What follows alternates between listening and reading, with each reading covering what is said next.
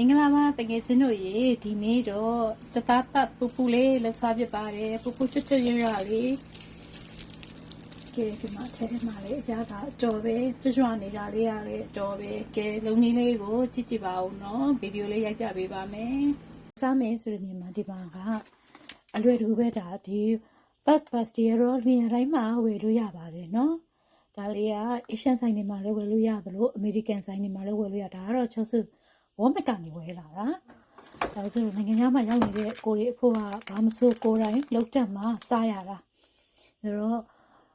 စက်သားနဲ့လုပ်မယ်ဒီတစ်ခါကဆိုတော့ဒီမှာစက်သားကိုအတုံးနဲ့သုံးရဒါပေမဲ့ဒီ ground chicken ဆိုအခြားစက်သားလုံးကြော်လို့ကိုဝယ်ထားတာရှိတော့ဒီ ground chicken ကိုပဲသုံးလိုက်မယ်စက်သားရင်မုံသားလေးတွေဝယ်ပြီးတော့တုတ်တလေးတွေတုံးပြီးတော့လုပ်ရင်တော့ပို့ပြီးတော့ကောင်းမယ်ထင်တယ်နော်ဒါပေမဲ့ချက်စမအစင်းလေးရှိပြီးသား ground chicken နဲ့လုပ်ပါမယ်စိတ်သားနဲ့လုပ်မယ်ကြက်သားနဲ့လုပ်မယ်ဆိုရင်တော့ချက်စုကမဆလာလေးနဲ့ချက်ပါမယ်တကယ်လို့ဝတ်သားစားတဲ့လူတို့ဘဲသားစားတဲ့လူတို့လုပ်ချင်တယ်ဆိုလို့ရှိရင်တော့တရုတ်မဆလာနဲ့ပဲငပြာရည်တို့ဘာလို့နဲ့ချက်ရင်တော့ပို့ပြီးတော့ကောင်းမယ်ချက်စုကတော့အခုကအာလူးလေးနဲ့ကြက်သွန်နဲ့မဆလာလေးနဲ့ကြက်သားဆိုတော့ချက်မယ်ကဲစမ်းကြည့်ကြရအောင်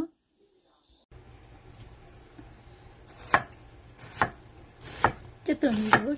ပြီးတဲ့ခါကြလို့ရှိရင်အတုံးလေးတွေဖြစ်အောင်လို့လှီးပါမယ်နော်အတုံးတလေးတွေလှီးပါမယ်အာလူလေးတွေကိုအခွန်လွှာမယ်ကိုအာလူကလည်းဂေါ်လီလုံးလောက်ပဲရှိတယ်ပြီးလို့ရှိရင်ဒီလိုပဲ4000တုံးတလေးတွေပြန်ပြီးတော့လှီးပါမယ်စစ်စီလေးတော့အာလူလေးက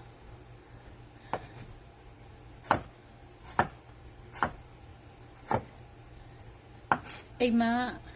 စက်သားနဲ့အာလူတို့စိတ်သားနဲ့အာလူကိုချိန်အမေကဒီလိုတစ်လေးပဲသူကကြိုက်တယ်အဲ့တစ်လေးရဲ့အရာတော့သူကကြိုက်တာဆိုတော့အိမ်မှာအာလူကြီးကြီးကမရှိဘူးဒီလိုတစ်လေးတွေကိုတစ်အတုံးလေးတွေပြန်ပြီးတော့တုံးပေးပါမယ်အိုးကိုပူအောင်တက်ထားပြီးအိုးပူပြီးဆိုရင်တော့စီထည့်ပါမယ်အိုးကိုပူအောင်တည်ပြီးရင်စီထည့်လိုက်ပါမယ်စီကိုလည်းကျွတ်စုကအများကြီးထည့်မထားပါဘူးနော်စီပူလာပြီဆိုလို့ရှိရင်တော့ကြက်သွန်လေးထည့်လိုက်ပါမယ်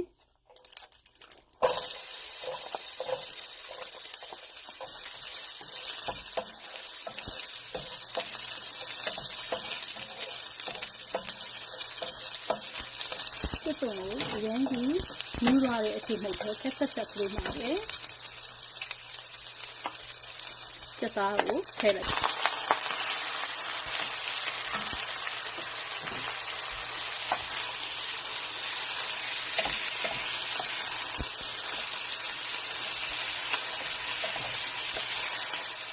ဒီနေ့ထားမှာလေဆိုတော့အာလူးလေးတွေလည်းထည့်လိုက်ပါမယ်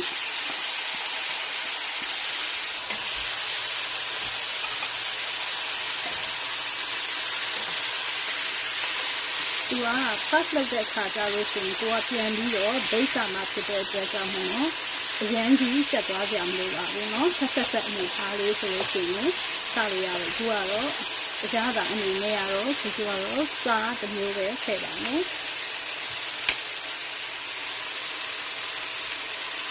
ဒါတော့စားထည့်လိုက်တာပါအပေါ့အမြန်ကတော့ကိုကြိုက်တယ်လို့ပြင်ပါနော်အရသာမှုတွေပါလေကြိုက်တဲ့လူတွေဆိုရင်လည်းထည့်လို့ရတယ်ဒါပေမဲ့ဆိုတော့စားလေးတစ်မျိုးပဲထည့်ပြီးတော့သုံးပါမယ်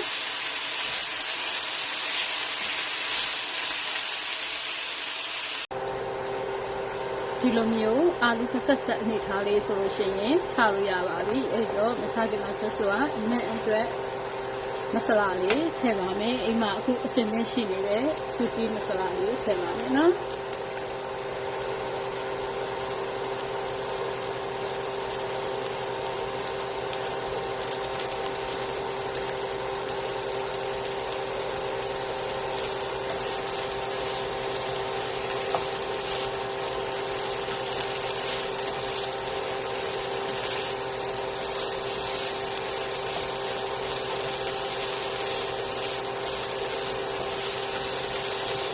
အာလူကလည်းချိုတယ်စက်သားဆိုတာလည်းသူ့ရဲ့အချိုရတာရှိသေးတာဖြစ်တဲ့အတွက်ကြောင့်မလို့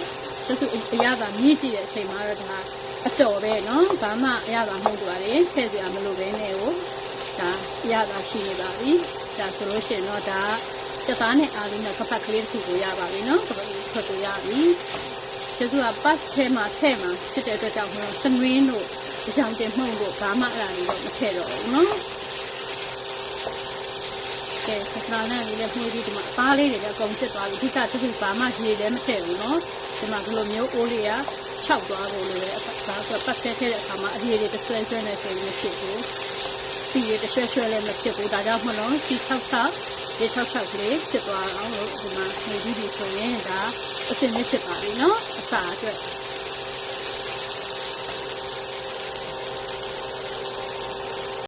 ဒီမှာတရားတော့6ဘက်ကိုဒီကောင်းမှချစ်စုဝယ်ထားတာအကြောင်းဆိုတော့သူ့ကိုနည်းနည်းလေးအရေးချော်လိုက်မယ်ဘာလို့ဆိုတော့ basket အပေါ်မှာ6ဘက်ကလေးတုပ်ဖို့အတွက်ပါနော်တောင်လေးက half stick လေးတွေဆိုတော့အရင်စင်ကြည့်ရဲ့ weight မဖြစ်တော့ဘူးပေါ့နော်မလို့အသိနဲ့အများကြီးချော်စရာမလိုဘူးဆိုပြီးလိုတာလည်းနည်းနည်းလေးပဲဆိုတော့ဒီလို half stick လေးတွေကကောင်းတယ်ကိုယ့်အတွက်တကယ်ကိုတစ်ခါသုံးနေပဲနော်သူ့ကိုအုပ်ပူလာပြီဆိုရင်ထည့်လိုက်တယ်လည်းဒါ6ဘက်ပြောကိုရရှိပါပြီနော်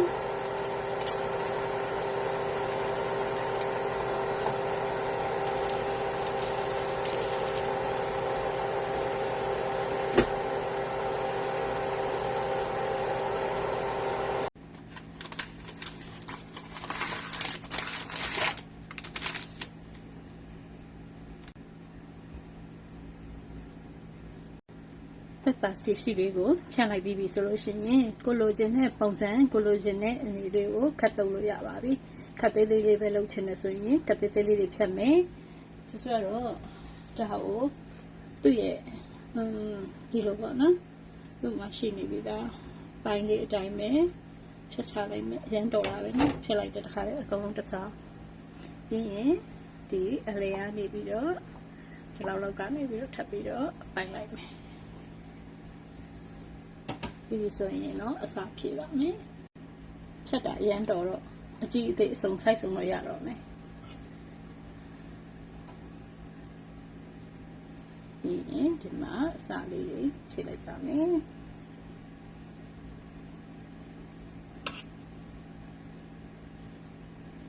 ကျသားကျန်စီအာလူကြိုက်တယ်လို့ဆိုတော့အာလူပတ်ကူမများထည့်ပြီးဒီလိုရှင်းလေးပဲဒီလိုလေးပဲအုပ်လိုက်မယ်ပြီးရင်အနားလေးတွေကိုလှသွားအောင်လို့ခရင်လေးနဲ့ပုံဖော်လိုက်ပါမယ်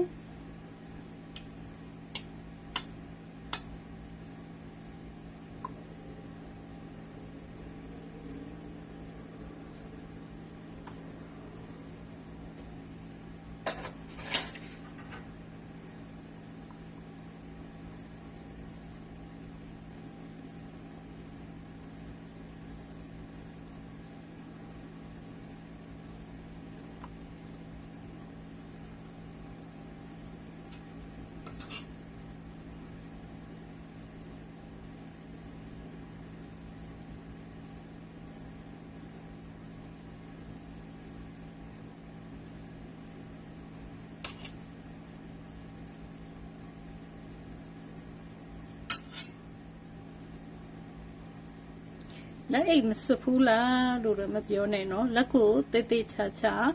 တန့်စင်အောင်ဆေးထားတယ်စက်ပြာနဲ့ဆေးတယ်အိုးတွေခွက်တွေလည်းဆေးတယ်အခါမှာလည်းဆေးတယ်အဲ့တော့ကျဆိုလေအဲ့ဒီလက်အိတ်စွပ်တာကြီးကိုမကြိုက်ဘူးသလားကိုလက်တွေကိုတန့်စင်အောင်ဂျီဘာမှမရှိအောင်လက်သေးလေးတေချာညှက်ထားမယ်ပြီးပြီဆိုလို့ရှိရင်ကိုကဒီမှာလက်ကိုလည်းစက်ပြာနဲ့တေချာတန့်စင်အောင်ဆေးမယ်ဆိုဒီစက်ယုံနေနော်စက်ယုံနေမှာထုတ်လုပ်တယ်ဒီ plasticလက်အိတ်တွေကတကယ်တမ်းတော့ချစ်သူစိတ်ထဲမှာတော့သုံးရတာပုံနာမှစိတ်မတန်အောင်ပိုးပြီးတော့ညက်ပတ်တယ်ပြီးအပူတွေကိုဒီ plastic တွေကင်မယ်ဆိုရင်လည်းဘလောက်အနေနဲ့များလဲနော်လက်အိတ်သုံးတယ်ဆိုတာကအခြားအလုပ်တွေကိုလုပ်တဲ့နေရာမှာသုံးရင်ကောင်းတယ်ဒီလိုဟင်းချက်တဲ့နေရာမှာတို့ထမင်းစားအခုဆိုကွာလက်နဲ့စားပြရလို့ရှိရင်လက်အိတ်ကြီးတွေနဲ့စားပြအဲ့လိုမျိုးဆိုလို့ရှိရင်တော့ကိုယ့်အမြင်ပြောတာပါအခြားလူတွေရဲ့အမြင်တော့မသိဘူးဆိုတော့ပိုးပြီးတော့ညက်ပတ်တယ်လို့တော့ထင်တယ်ဘာလို့ဆက်ယုံနေပါလေဆိုတာဖုံနေအများကြီးရှိတယ်သူတို့ဘလောက်ပဲတန့်စင်အောင်ထားပြီးလို့ရှိရင် plastic ဆိုတာလည်းဒါကောင်းမှုเนาะဒါလေးကတော့မစိုးဘူးကွာလှသွားတယ်ဆိုတော့လက်ကိုလက်နဲ့ပဲစားမုတ်ပဲလုံးဟင်းချက်ပဲပြမဲ့ချက်เนาะကိုယ့်ရဲ့လက်ကိုတေးသေးချက်တန့်စင်အောင်ဆေးပြီးတော့ သုံးရတာကိုပိုးပြီးတော့ကြိုက်ပါတယ်နော်ဆက်တစ်ခေါက်နဲ့ဆေးလို့မဝိုင်းဆက်ပြားနဲ့နှစ်ခေါက်ဆေးပြီးရင်လက်သေးလေးတွေမရှိအောင်သေသေးချာချာကြီးမရှိအောင်ပေါ့နော်တကယ်လို့လက်သေးရှည်ထားရတယ်ဆိုလို့ရှိရင်လေတပုတ်တန်အသေးလေးတွေရှိတယ်ခလေး၃မျိုးလေးတွေလေအဲ့ဒါမျိုးလေးတွေနဲ့ကိုယ့်ရဲ့လက်ကလေးတွေလက်ကြားလေးတွေကိုသေသေးချာချာနေ့တိုင်းတန့်စင်ပေးမယ်ဆိုလို့ရှိရင်ကိုယ့်ရဲ့ဒီလက်သေးကြားတွေကလည်းအများနဲ့တန့်ရှင်းနေမယ်ဆိုရင်ဒါပိုးပြီးတော့ကောင်းတယ်လို့ထင်တယ်နော် plastic လက်အိတ်သုံးတာထက်ဒီကျမရဲ့ puff ကောင်းလေးတွေကတော့အဆင်သင့်ဖြစ်ပါပြီအဆင်သင့်ဖြစ်ပြီဆိုလို့ရှိရင်ဒီမှာဒီ shape ကတော့တကယ်လို့အဲ့ shape ကဒီသုံးထားတဲ့အောက်က shape ကအဆင်မပြေဘူးဆိုလို့ရှိရင်တော့ဒီဘန်းပေါ်မှာပဲထောပတ်ကလေးတုပ်ပြီးတော့ဖုတ်လို့ရတယ်ဒီမှာကျမမှာတော့အဆင်သင့်ဒီ cookie baking sheet ဆိုတာလေးရှိနေဒါလည်းကျမ Walmart ကနေပြီးဝယ်ထားတာနော်သူကအဲ့ဒီဟာလေးကတော့ဒါဒီလိုမုတ်ဖုတ်တဲ့နေရာမှာအောက်ထပ်အနေနဲ့သုံးလို့ရတယ်ပြီးလို့ရှိရင်တရွက်ချင်းစီဖြတ်ချင်လို့ရှိရင်လည်းသူက line လေးတွေပါတော့အဆင်ပြေတယ်အဲ့ဒါမှမဟုတ်ဘူးဆိုလို့ရှိရင်လည်းရပါတယ်ရိုးရိုးဒီဘန်းပေါ်မှာပဲထောပတ်တုပ်ပြီးတော့သုံးလို့ရပါတယ်နော်အပေါ်ကနေတော့မုတ်ပွားလေးကောင်းအောင်လို့အတွက်ကိုကျမထောပတ်ကလေးဆောနာအရှိဖြောထားတာလေးကိုလိုက်ပြီးတော့ခေါင်းလေးတွေမှာတုပ်ပေးပါမယ်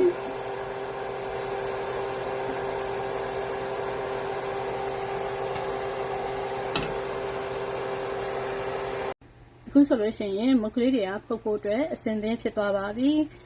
ဆောနာတော့ကျမပြောဖို့တစ်ခုမေ့သွားတယ်နော်အဲ့ဒါဘာလဲဆိုတော့ကျမမုတ်ကလေးတွေကိုအစာသွတ်နေတဲ့အချိန်မှာအာပင်ကို preheat လုပ်ထားပါတယ်300 degree နဲ့ပေါ့နော်ဘာလို့ဆိုတော့အာပင်လေးကစင်သေးကြိုပြီးတော့နှွေးနေတယ်ဆိုရင်မုတ်ဖုတ်တဲ့အခါမှာသိတာပါတယ်ပို့ပြီးတော့မုတ်ကလေးတွေကပို့ပြီးတော့အာပင်အေးကြီးကနေစဖုတ်တာတဲ့ဒီလိုနှွေးနေပြီးသားအာပင်နဲ့ဖုတ်တာဆိုရင်နှွေးနေပြီးသားအာပင်နဲ့ဖုတ်တာပို့ပြီးတော့မုတ်ကလေးတွေကိုပူစေတယ်ပို့ပြီးတော့မမွရွရွလေးဖြစ်စေတယ်ပေါ့နော်ပြီးလို့ရှိရင်ပို့ပြီးတော့လည်းညံ့သွားပေါ့နော်အဲ့တော့အာပင်ကိုတော့အမြင်နဲ့ဒါကတော့ဘယ်မုတ်ပဲဖုတ်အာပင်ကိုကြိုပြီးတော့ preheat လုပ်ထားရပါတယ်အခုကျမကြိုပြီးတော့300 degree နဲ့ပေးထားပြီးပြီအာပင်ကလည်းနှွေးနေပြီမုတ်ကလည်းအစင်းသင့်ဖြစ်ပြီဆိုတော့ကျမ380 degree နဲ့ဖုတ်ပါမယ်ရှင်ကျမကတော့မိနစ်20လောက်မှတစ်ခါကြည့်တယ်လိုသေးတယ်ဆိုတော့ပြန်ပြီးတော့ထည့်ထားလိုက်တယ်ဆိုတော့အခုဆိုလို့ရှိရင်ကျမအားလုံးပေါင်းမိနစ်25မိနစ်ပေါ့နော်25မိနစ်မှာအာပင်ကိုပိတ်လိုက်ပြီးတော့သူ့အပူချိန်လေးနဲ့ပဲဆက်ပြီးတော့ထားတဲ့အခါမှာဒီလိုမျိုးရွှေအောင်တန်းလာပြီးတော့ဒီလိုချွတ်ချွတ်မွမွလေးရရှိလာပြီဆိုလို့ရှိရင်တော့မိဖို့မိပိတ်လိုက်ပါတယ်အပူချိန်ကတော့ကျမဖြည်းဖြည်းချင်းပဲသွားတယ်နော်350နဲ့စတယ်380ကိုထပ်တင်တယ်ပြီးလို့ရှိရင်အဲ့အတိုင်းလေးပဲဆက်ပြီးတော့သွားလိုက်တယ်အာပင်မျိုးစားပေါ်မှာမူတည်ပြီးတော့အပူချိန်ရဲ့အကွာကလည်းရှိတယ်ပြီးရင်မိနစ်ကလည်းရှိတယ်ဆိုတော့ကိုကမိနစ်20လောက်ထားပြီးရင်တော့ပြန်ပြီးတော့ထုတ်ကြည့်လိုက်လို့ရပါတယ်နော်ဒီမှာဒါလေးကတော့ချွတ်ချွတ်မွမွလေးဖြစ်နေပါပြီ